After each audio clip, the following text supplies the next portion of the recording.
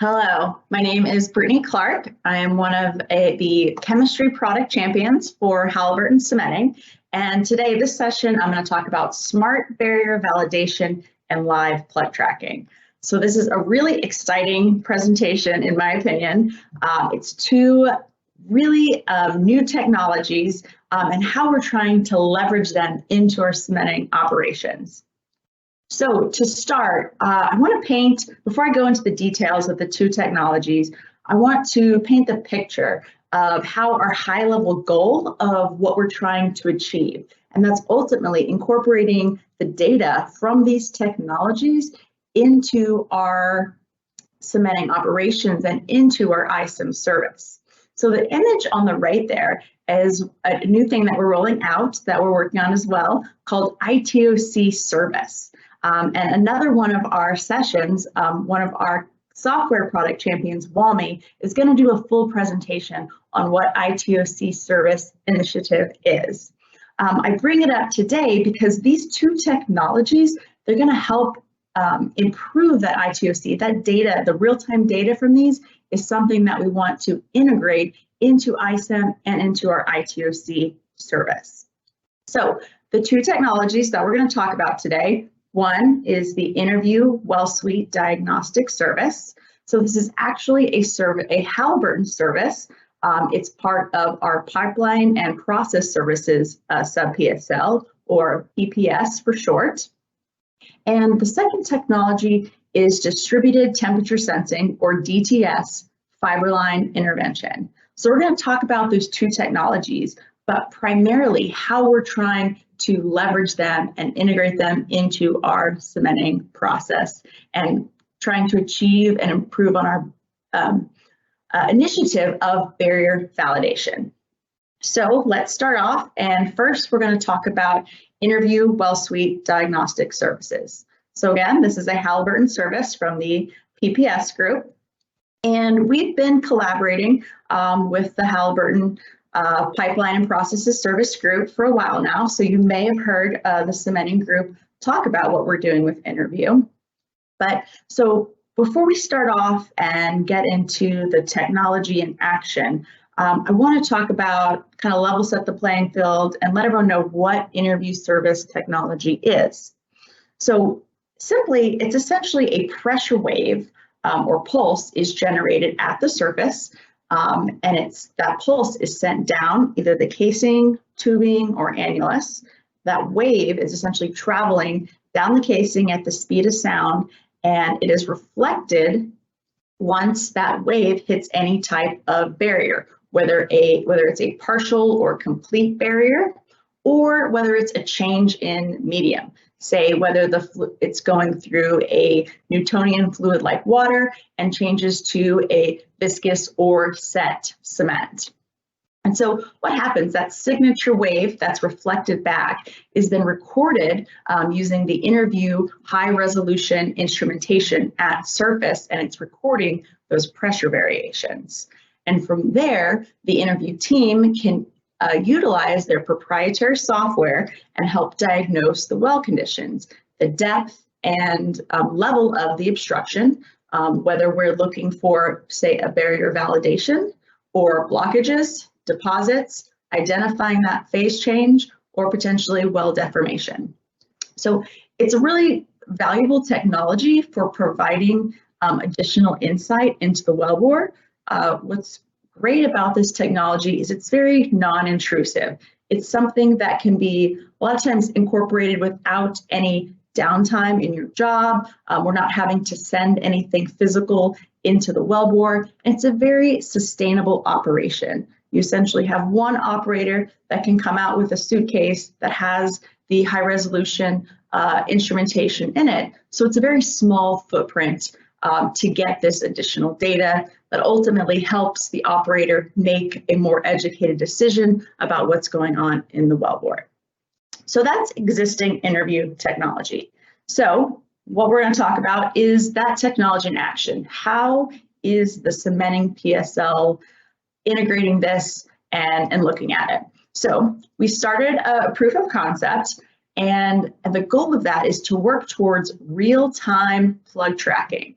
So evaluating our ability to track the depth of a cement wiper, plug, or dart in real time during the cement job. So what we did to start this proof of concept is essentially initiated the negative pressure pulses and recorded it using the interview diagnostic software during a cemented liner application. So for this first proof of concept, we're just looking to evaluate the data and the accuracy for the calculated depths, look at the relevant variables, and to what degree of effect they have on that calculated depth.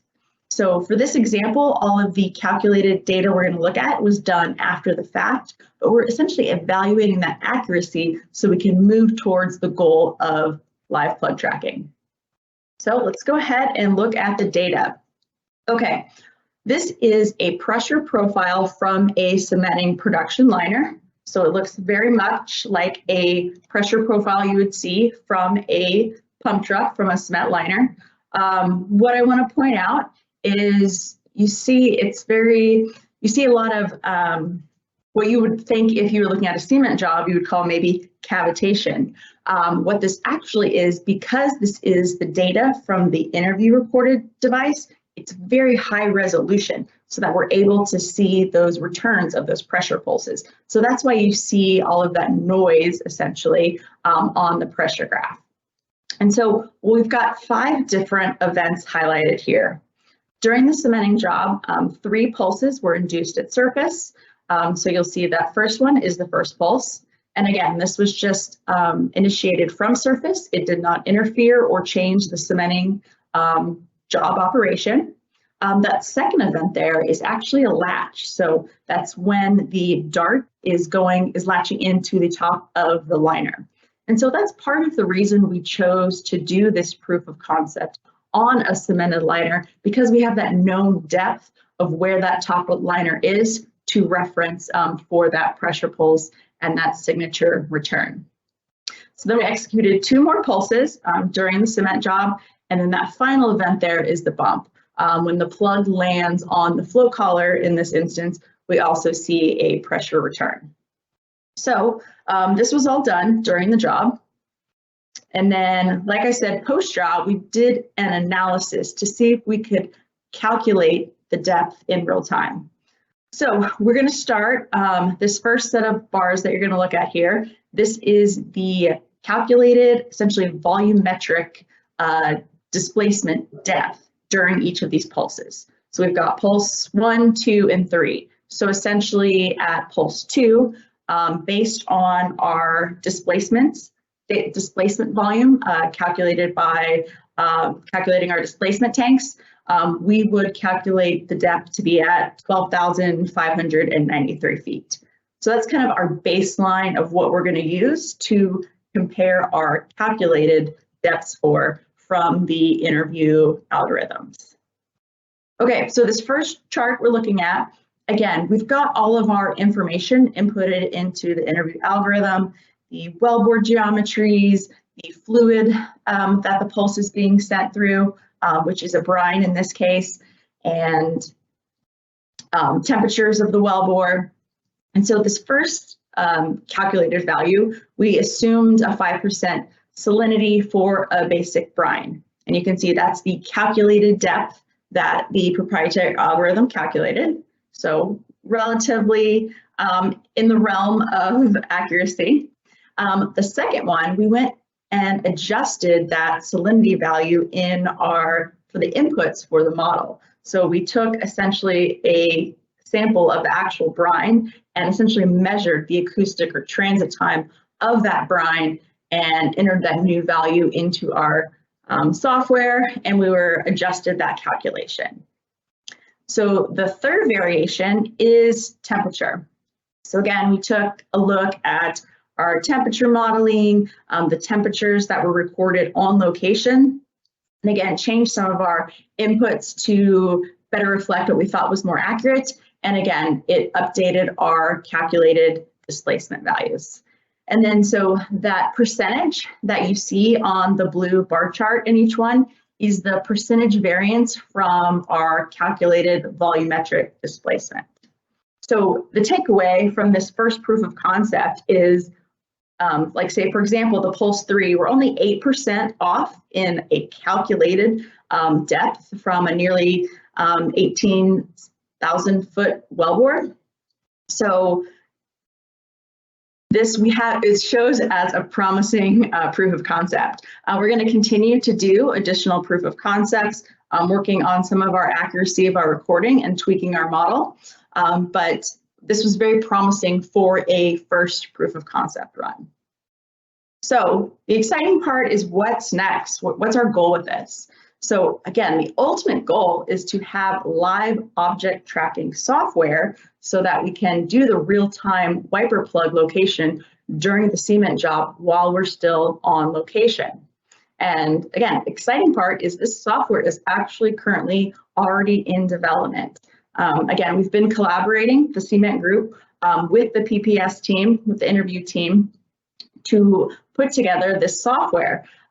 They should have a beta version complete before the end of this year. So our goal is to have some actual live plug tracking field trials before the end of the year.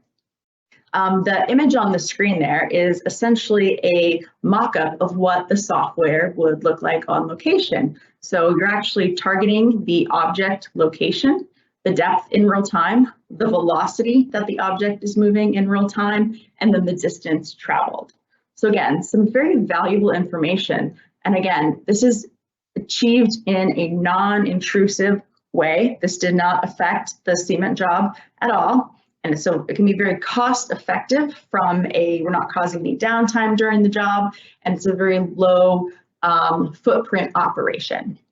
And so again, this is that additional value to have not only the confirmation that the plug has left the cementing head, but also the final landing position of the plug. All right, so that's interview.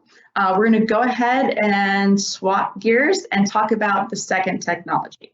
All right, so DTS, which again stands for Distributed Temperature Sensing Fiber Line Intervention. So let's start and talk about the existing technology.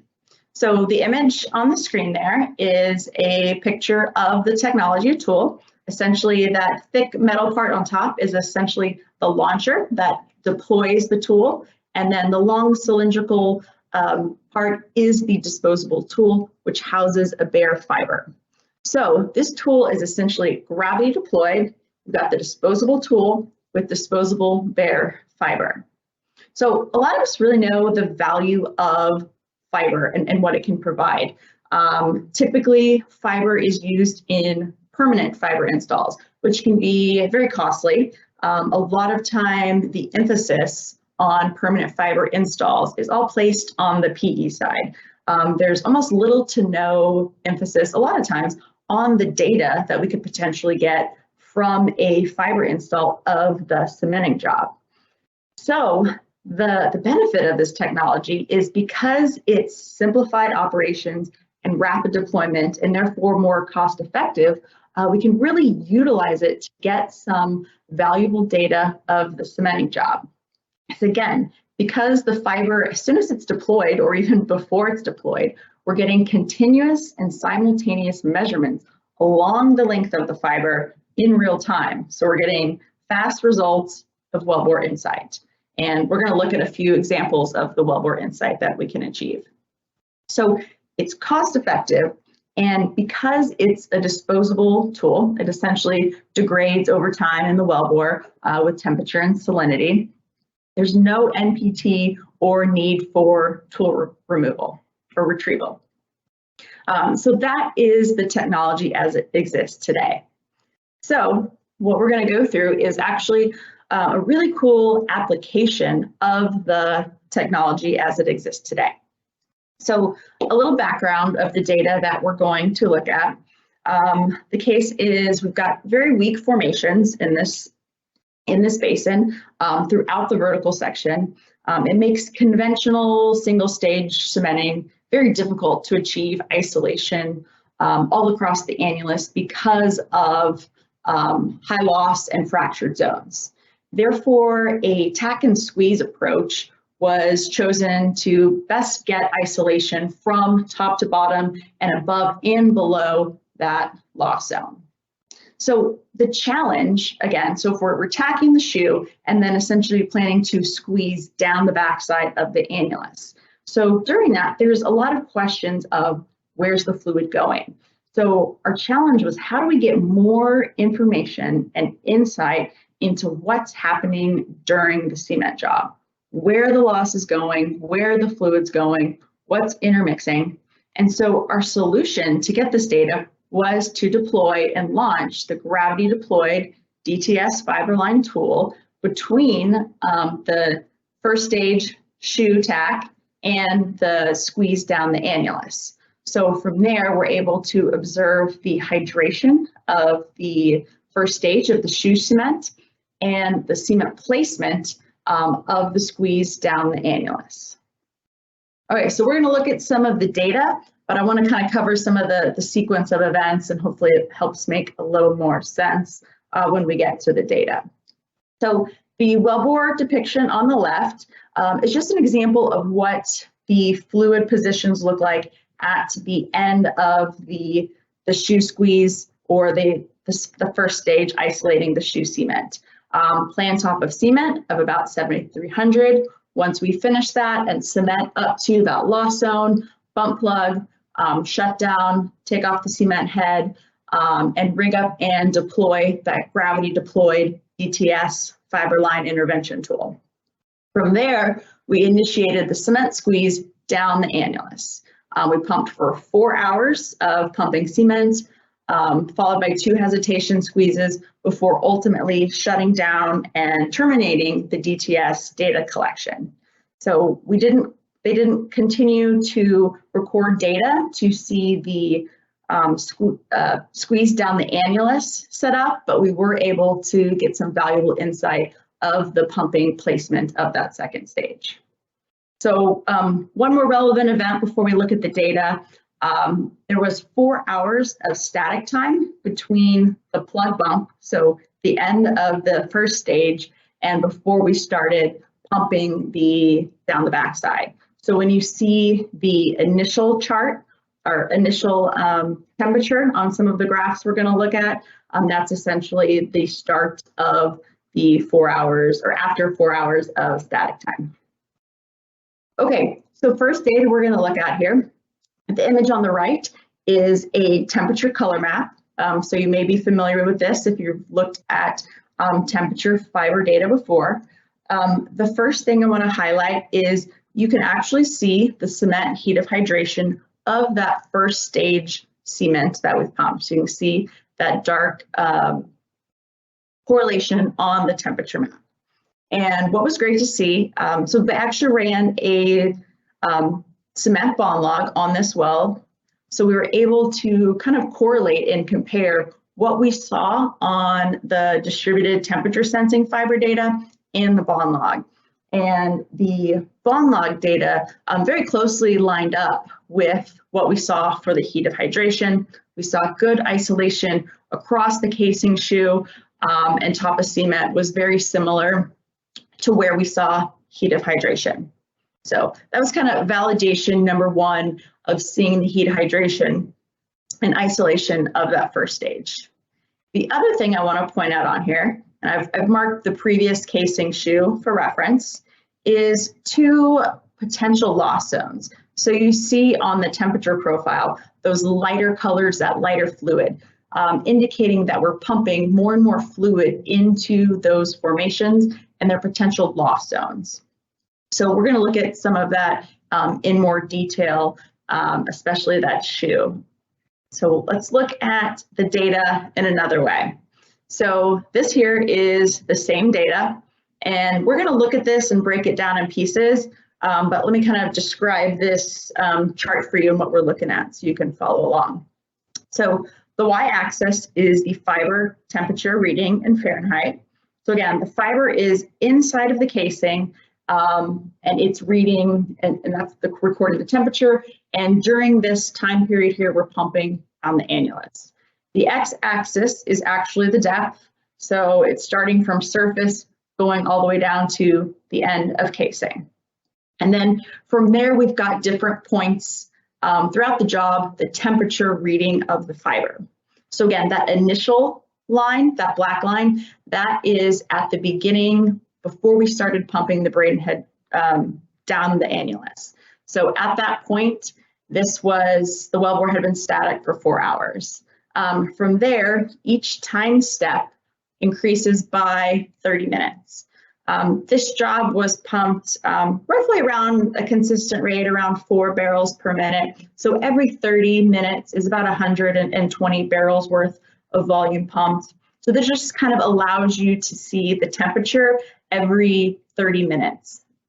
Okay, so now that we have that, let's go ahead and look at kind of a zoomed in portion of the first section. So again, this is the same data. We're just looking from 0 to about 3,000 foot here. So I've denoted the casing shoe. First thing I want to point out is, use my laser pointer here.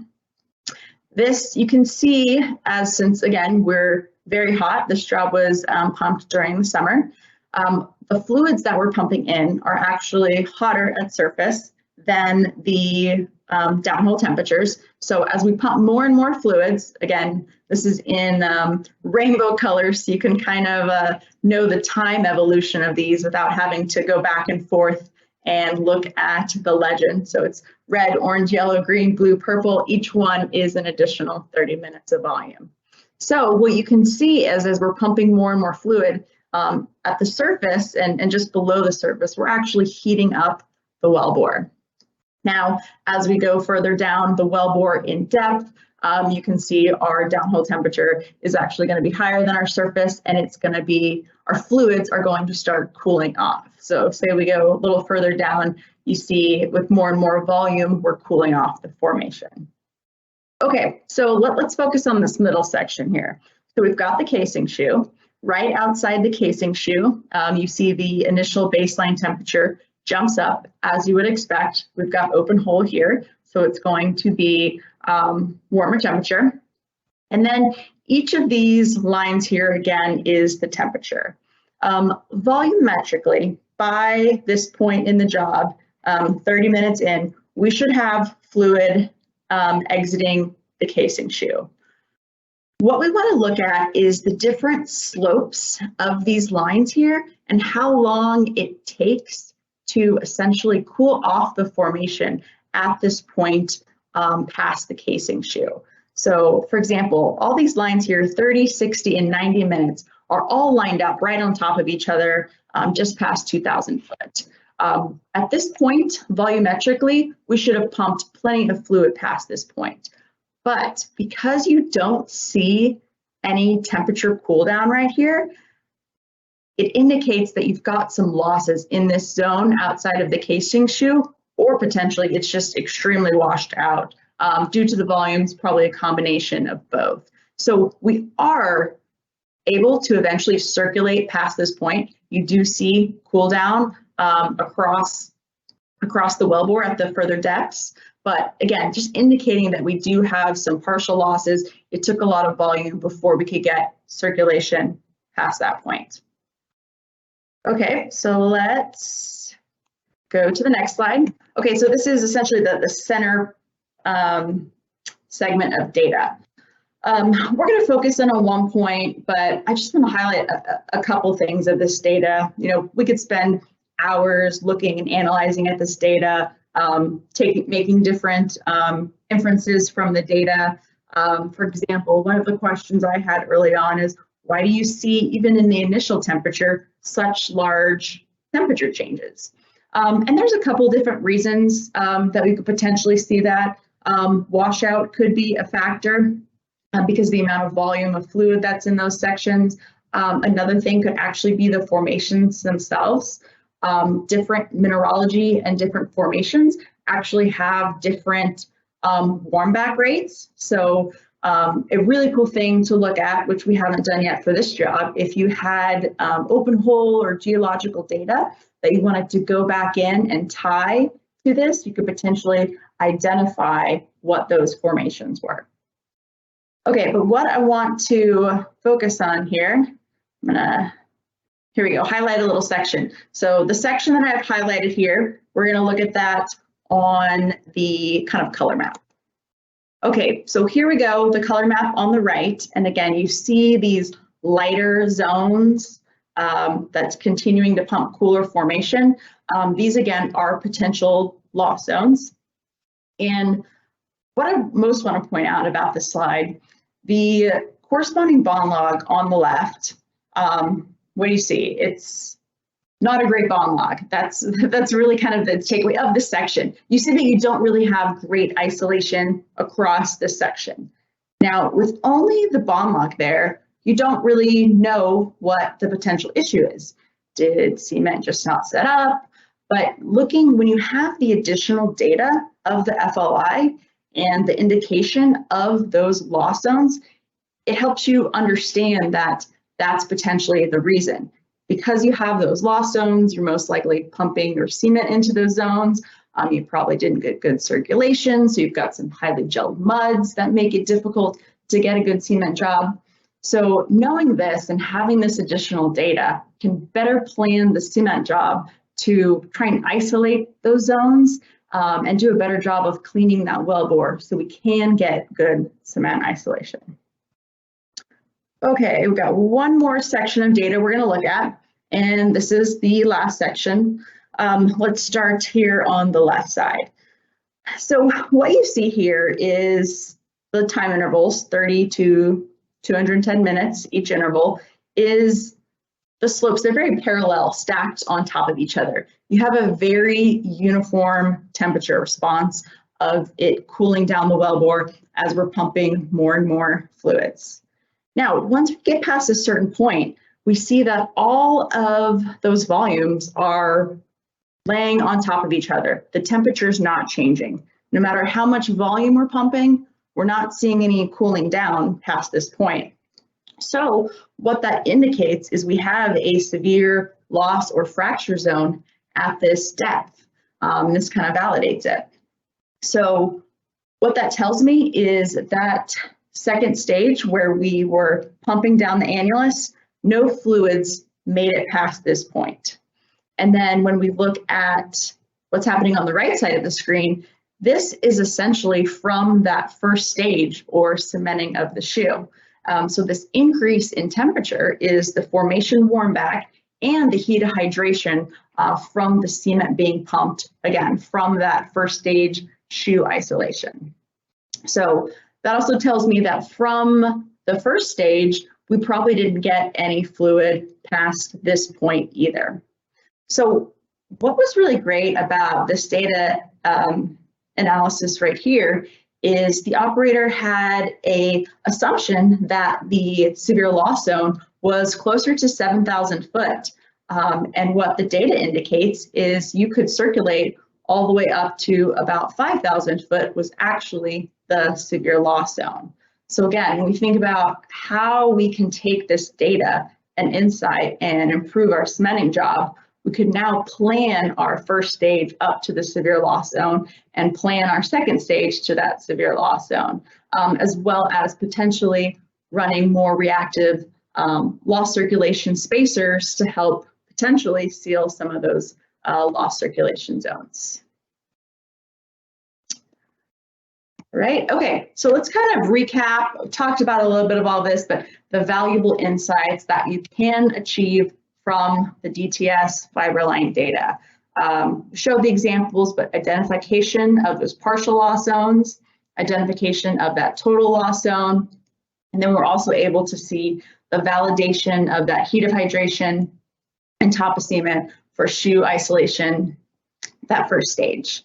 So again, we kind of talked about the opportunities to be able to tailor the job design, pumping reactive or loss circulation spacers, particularly on that loss zone that we saw right outside the casing shoe. Again, if we were having losses there and we knew we had that total loss zone further in the wellbore, when we were circulating the wellbore clean before the job, we probably were not circulating above that 5,000 foot at all. So we know that was highly gelled muds. So if we can now, instead of just starting with cement on our first stage down the annulus, pump a more reactive lost circulation spacer that's going to try and help clean out all of that gelled mud that hasn't been circulated, so we can try and get better cement job and isolation across those zones. Okay, so that's kind of the case history. So really exciting. I think from that you can really see potential value in identifying some different areas in your assets. Okay, exciting part, what's next? This is something that we've been thinking and working on for a while, so we're really excited to announce it. Our plan, our goal, we will do it, is to take this and integrate that existing technology we just talked about, the gravity deployed fiber technology, and integrate it into our top wiper plug so that we essentially have a seamless integration and deployment during the cement job. So instead of having to do a separate operation where we rig it up and deploy it, it's now just seamless and part of the cement job. We'll have that data as the top plug is being deployed, which means that we'll have, again, in this case, a trackable plug as well. And we'll be able to get that temperature data. So status, we are currently working on this. It's under development, the integration of the technology. Our goal is to do field trials by sometime next year. And then, so really exciting there. And then, so some of the value that we get from this, we've talked a lot about the data and the example, but some of the additional value by having this integrated in the top plug outside of just the gravity deployed is being able to get that top of cement validation and real-time heat hydration for horizontal wellbore. With the gravity deployed technology and having to drop or pump it down to get it into the lateral, the top wiper plug would allow us to, again, seamlessly integrate it and get that data for a horizontal wellbore. So again, getting that additional insight across a broader range of applications and confirm those downhole temperatures, potentially severity of loss zones. Sky's the limit. There's, I think, a lot of good insight of data that you could really dig into from this. One last thing of application. So PE, Halliburton PE, has also been utilizing this technology, and they've used the DTS with also the DAS, or distributed acoustic sensing fiber. So with that, they'll deploy this tool on the completion side and actually using the acoustic sensing, monitor well interference. So with the eventual integration of this technology into our plug, it can potentially make some of the integration or evaluation that they're doing on the completion side easier and more operationally efficient as well. So that is the fiber line intervention technology and where we're going with it. Really exciting. Two technologies that will help us kind of strive to meet our barrier validation initiative, help feed data to that ITOC initiative, and give our customers more wellbore insight. So thank you for your time, for joining this session. Again, my name is Brittany Clark, and thank you so much.